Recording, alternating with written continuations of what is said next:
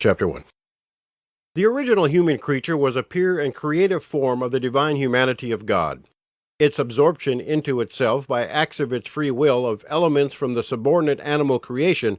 caused the initial disturbance of pure order on the planet. Before that, the infant human race received the free and full play of the divine vitality which worked, according to its law, from the inmost folds of the organism outwards to all the surfaces, without check in its activity, and the gradual constructive power of this God force would have carried the original human society out of its infancy through an education which would have resulted in an adolescence untainted by impurity into a power of race reproduction in divine conditions. The real nature of the catastrophe, of which the tradition survives in so many forms under the name of the fall, was to precipitate the period of reproduction. The manner by which it was precipitated was by the willful and conscious opening of the human nervous organism to influences originating in the lower animal degree of creation. Now, whereas heretofore the whole vitality of man had been propelled in currents acting from within outwards, from God hidden in the central will, towards the emotional and mental and physical systems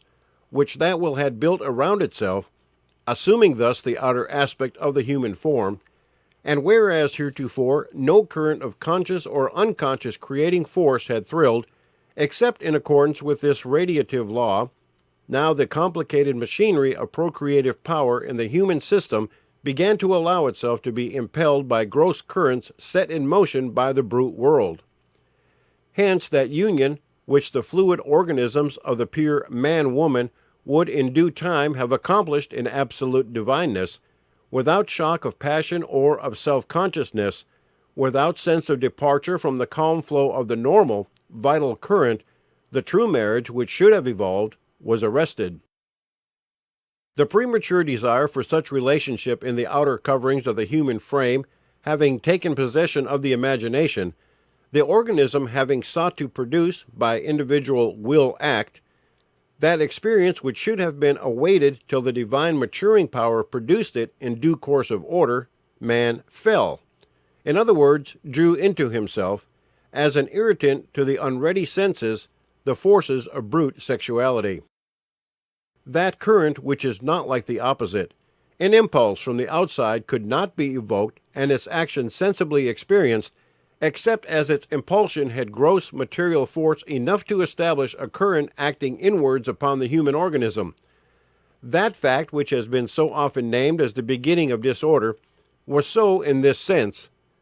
that it established a direction of active forces in man opposite to the direction of the divine forces which were his inheritance. He ceased to be a form of radiating currents of all constructive, and began to be a form for conflicting currents, some pressing still from the deep internal centers to the outward visible organization, others acting from the surfaces and invading the sanctuaries of his being. The human system at that date, still tender and childlike, could not have persisted against the consequences of the conflict which it thus became the arena, except for the change in its condition which was effected to protect it.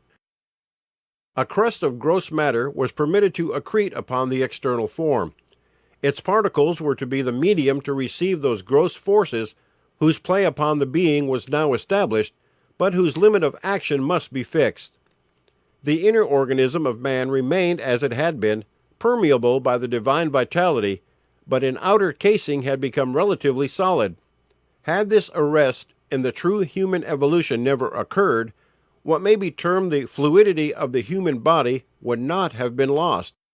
But in order to preserve the veritable human being safe within, this change was effected, and to a great extent the consciousness by man of the inner processes of his life became closed, while his dominant consciousness began to reside in the activities displayed in that overlaying system by which the lower creation now claimed affinity with him. Now entered into the experiences of his outward existence the natural consequences of the activity in it of opposing systems of force, in his affections unrest, uncontrollableness, alternations of delight and disgust, of spontaneity and effort, in all his senses irregularity of action, liability to disease and pain, in his aspirations fluctuation of strength, helplessness to keep them true, and all the miseries to which flesh in its new condition became heir. This conflict became indeed, and has remained till now, the only protection to the true human within the man. Without it, the disorderly currents working unimpeded upon the frame would soon have dominated all his senses to a stupid quiescence, and all in him but the brute would have slumbered.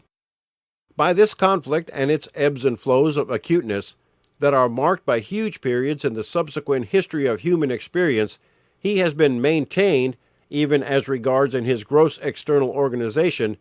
in a condition in which the activity of the pure divine life currents has always asserted itself.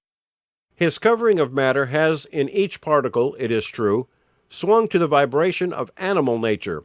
but it has reacted, though with pain, to the counter-impulse of the divine human from within. Thus the door has never been wholly closed against the reassertion of the dominant force by the true vitality, and thus, in all ages, a dream of the possibility of this reassertion has moved like a pillar of fire before the minds of all the divinest of men, taking form with some of prophetic declarations of redemption, with many of a persistent effort to draw into life the ideal good, with almost all of an instinct that to do well, if possible, is good.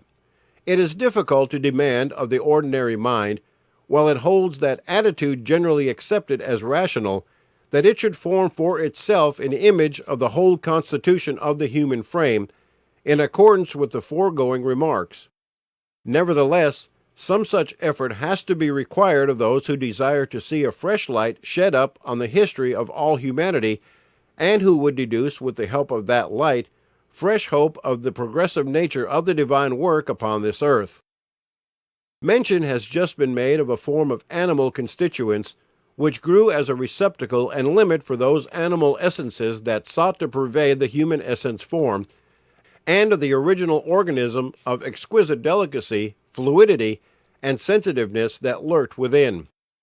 That the many references to this manner of viewing the constitution of man, as he has existed since prehistoric dates, may be understood, it must here be said that the animal casing referred to is not to be regarded as a single envelope enclosing a less solid object as with one covering. The coarser elemental form covers separately each system in every minutest ramification that makes the man, the bone system with its processes, the vein system with each globule of fluids, the complete form of outer and inner surfaces in their enveloping perfection, the nerve system in its impalpable intricacy, on all fibers and molecules, visible and invisible, of these, each system in itself a man-form perfect, the deposit of the lower creation was permitted. What wonder that the modern scientific world, penetrating deeper and deeper by the aid of instruments and acuter mental perception into organic mysteries, finds more and more clearly revealed that relation between visible humanity and the lowest creation, which forces itself upon their imagination as representing the totality of truth in regard to the human organization. The doctrine called evolutionary or Darwinian is the truth, but the surface of the truth. For the formation donned then by the human frame as a bulwark for its inner life was such a body as might have been the crown of a completed evolution of the lower animal creation had not been that also been arrested, but which holds no basis for growth into the now unknown design that should have marked mankind as children of the all-beautiful. What wonder, on the other hand, that these same philosophers should have discovered in every atomic particle latent potencies, which are in fact the overlaid vitalities of human and lower nature. It is unfortunate, and has given rise to an infinite confusion of thought, that the word matter has been almost exclusively applied, so far as the human system is concerned, to those particles of it which are distinctly visible either to the common eye or with microscopic assistance, or which, with the help of instruments, can be deductively demonstrated as existing. To preserve the true continuity of perception, the whole universal medium for the transmission of force should be regarded as matter, whether this medium is observed in the region open to common vision, to microscopic vision, to philosophical induction, or whether we consider the evidences of it in all brain impressionability during the inception of images as by artists, writers, and musicians, or during the abnormally hypersensitized conditions of disease, dreaming, spirit mediumship, prophetic exaltation, religious hysteria, and all hallucination. To place an arbitrary limit at some point where the force-transmitting medium shall cease to be termed matter and shall begin to be called etherealized or spiritualized matter, spirit, mind, and so forth, not only confirms the time-honored confusion which has torn men's mind in their effort to read the secrets of nature,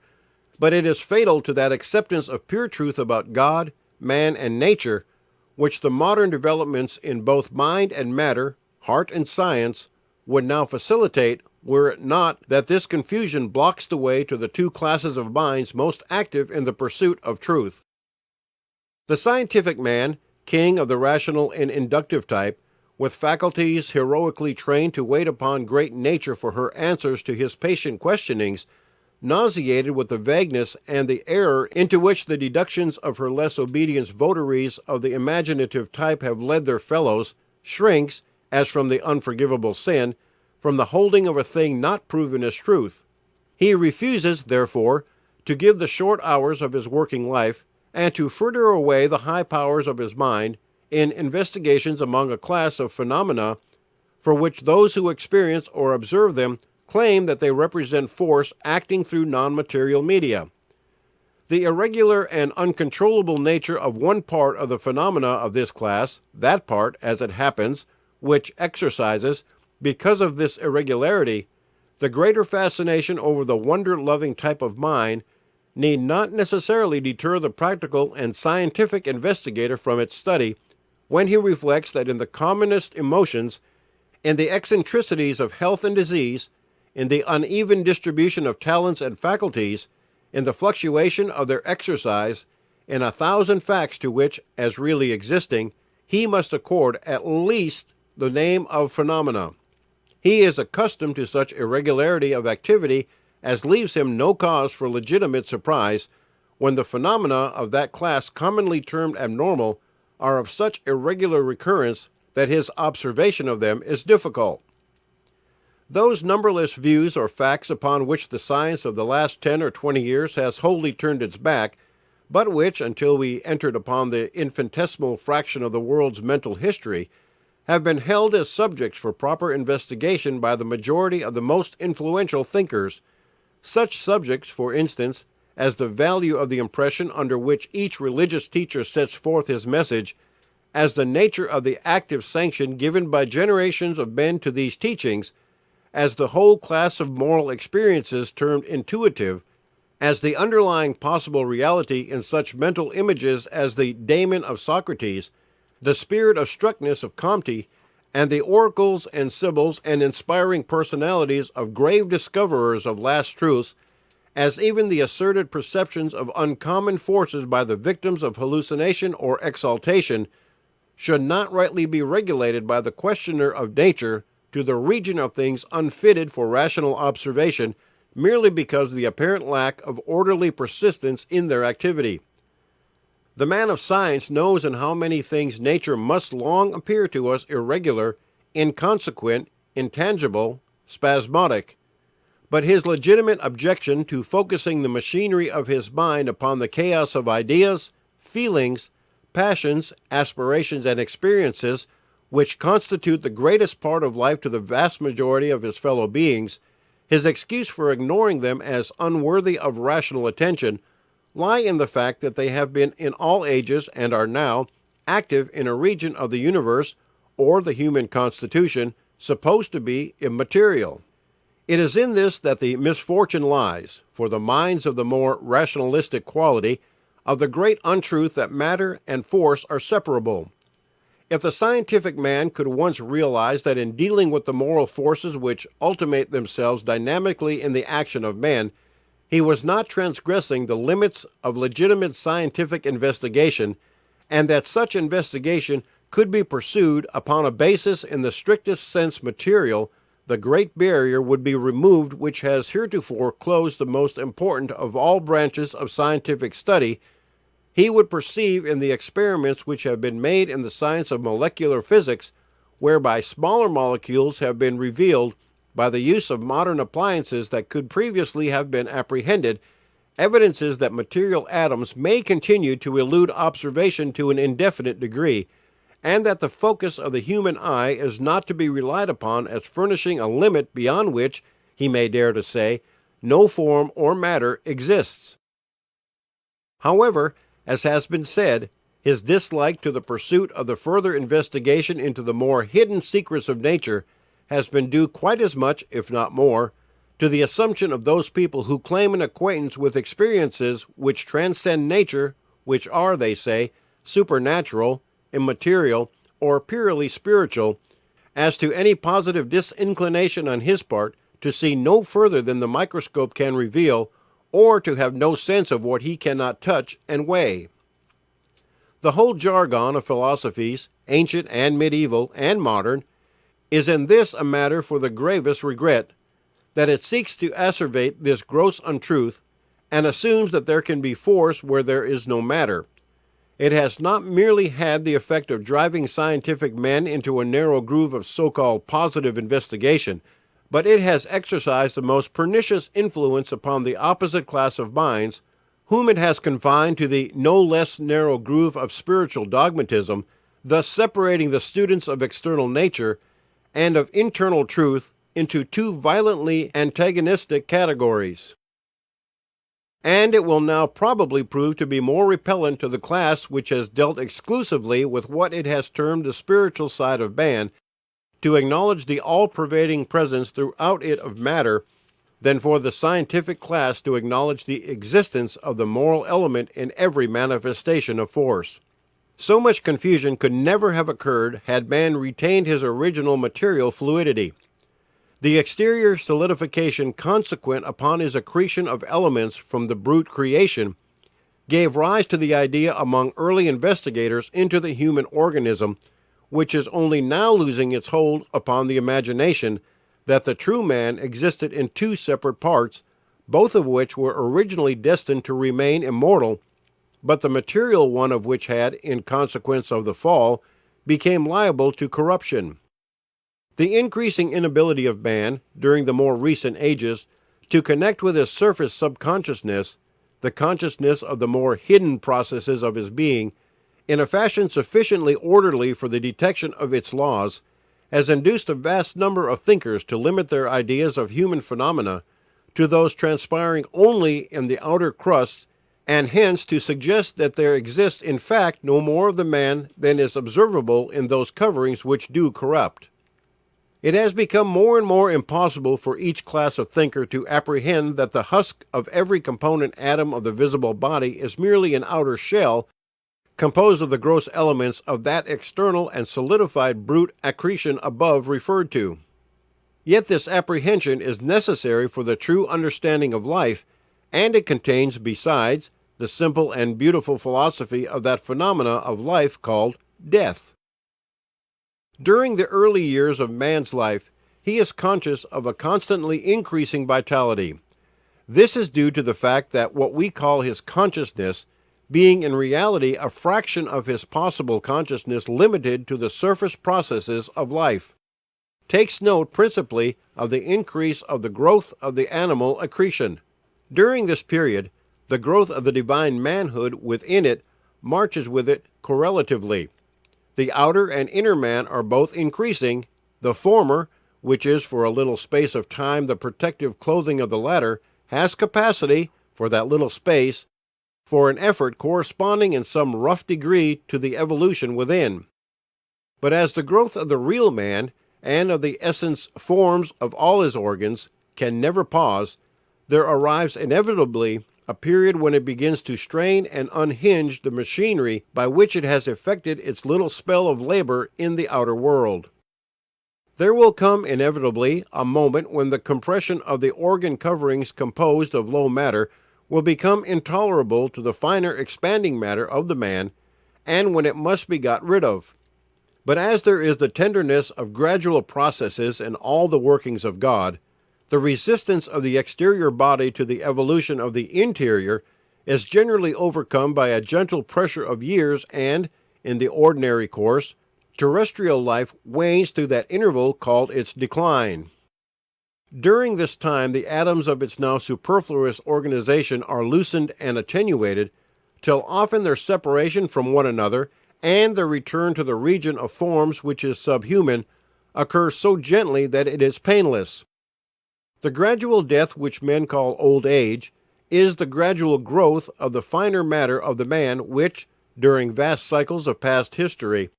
has been always obliged to withdraw itself, on this final extraction from its coverings, away from the earth. Full human evolution was not a terrestrial possibility, thus death prevailed. But we approach, in the ages whose coming now begins, a crisis of almost inconceivable magnitude. We draw towards a period dimly foreseen by many who have aspired and taught, a period pregnant with developments which, by their mere proximity, have cast upon the brains and imaginations of numberless seekers every variety of image, incomplete and distorted. Few, however, have divined what the manner of them is really to be. It is the period when, in consummation of unseen evolutionary processes in the inner parts of creation, which has been during the past cycles in ceaseless operation, the human constitution will, in due time, find itself endowed with the power of its essence forms and particles of persisting terrestrially as a vehicle for the divine life currents independently of the animal covering.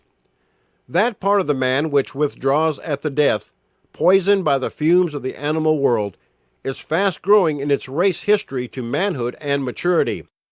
It will soon begin to put forth vibrative force that will quell the currents that oppose it,